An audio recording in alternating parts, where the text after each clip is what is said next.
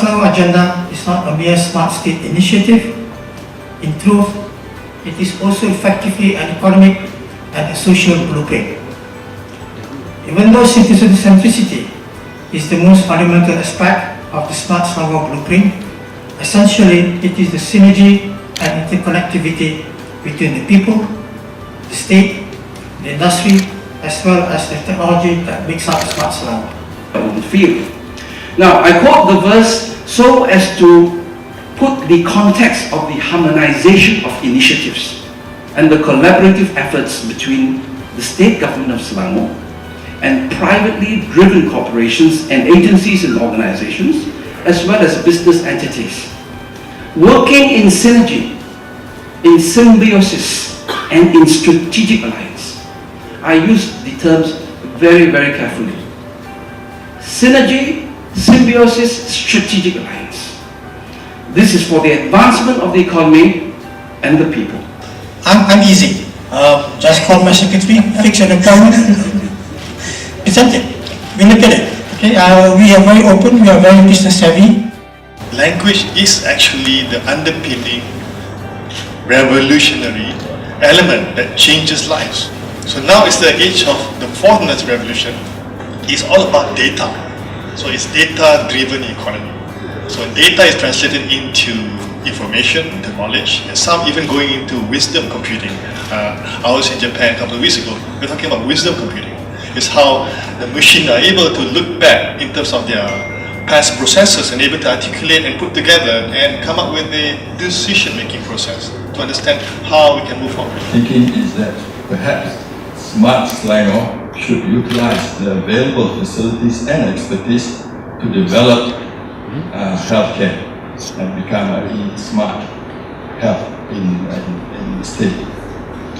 If you look at the various institutions, and I regard health as universal rather than as a state, there are many hospitals that have got infrastructure as far as IT is concerned. Perhaps Smart Selangor can work together with such hospitals. And the connectivity, this is where I think smart government can come in. You can invest in portals like Master Care, lifelong health data. Then the customers can then liaise with the hospital through the handphone with regards to appointment, with regards to the cholesterol level, with regards to the blood pressure and everything. So there is that smart partnership. So it's not purely construction driven to build the hospitals and own it, but at the same time we can look at different models. So smart partnership is one aspect where Salgate is looking at. I would clearly take this opportunity on stage to invite CBS Health to partner us and in developing one of the sites. We are a very convenient community terminal. We do 3.5 million passengers a year. When we started, we did 30,000 passengers. Today we are 3.5 million passengers. We have 2 airlines running. We're talking to the 3rd airline. And hopefully that happens and we may be flying to Bangkok and Jakarta from Sabah if that happens.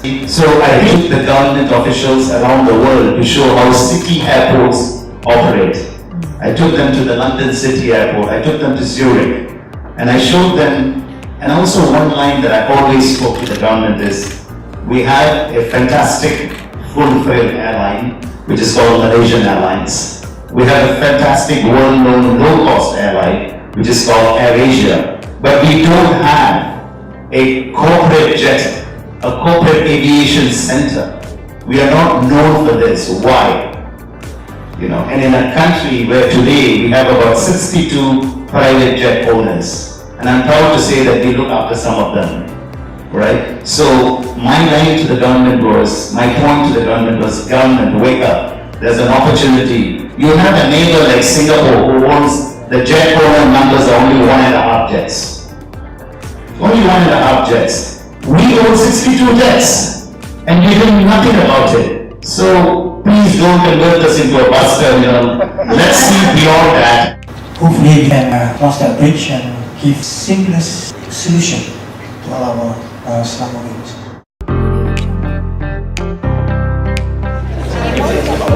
Akan menjadi